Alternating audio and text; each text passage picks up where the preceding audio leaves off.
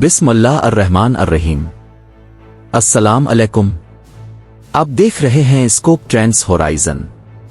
आज हम एक ऐसी दुनिया में दाखिल होने जा रहे हैं जहां आंखें धोखा खा सकती है और कान भी। एक ऐसी दुनिया जहां आप किसी को वो कहते हुए देख सकते हैं जो इसने कभी कहा ही नहीं।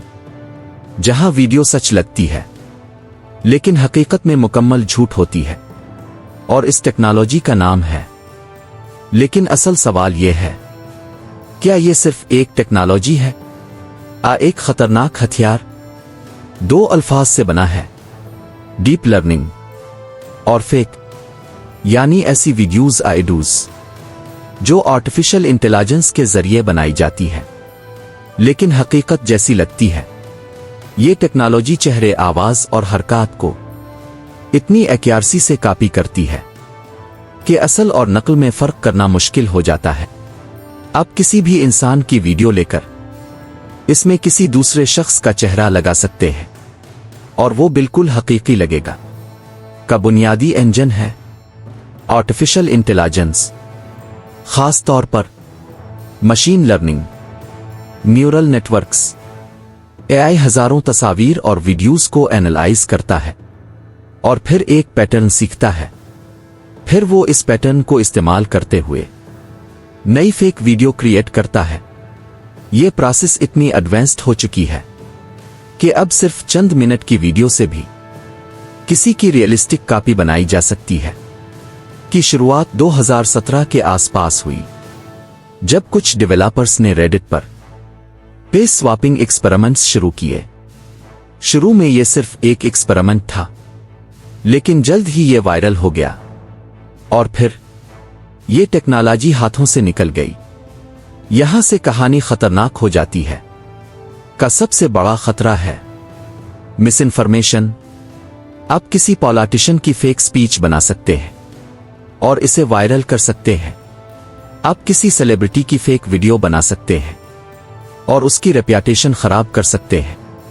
आप फेक न्यूज क्रिएट कर सकते हैं जो कि आस फैला सकती है। तसव्वुर करें अगर किसी मुल्क के लीडर की फेक वीडियो जारी कर दी जाए जिसमें वो जंग का ऐलान कर रहा हो, क्या होगा? Panic, confusion, economic crash.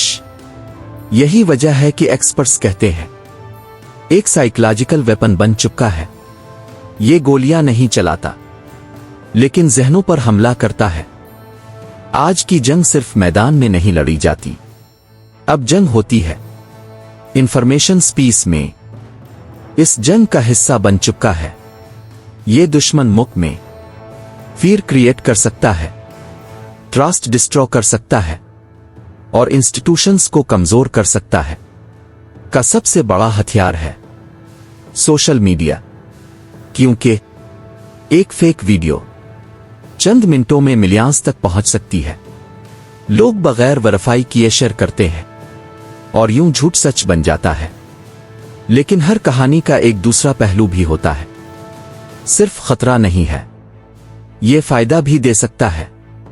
मसलन मूवीज में realistic CGI, history recreation, education में visual learning, voice restoration for disabled people.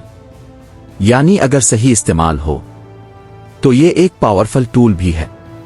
ने लॉ इन्फोर्समेंट को भी चैलेंज किया है क्योंकि एविडेंस फेक हो सकता है, वीडियो प्रूफ एंड रिलायबल हो सकता है। ये अदालतों के लिए भी खतरा बन सकता है। सवाल यह है, हम कैसे पहचानें? कुछ साइंस होते हैं, a natural blinking issues, light mismatch, audio distortion.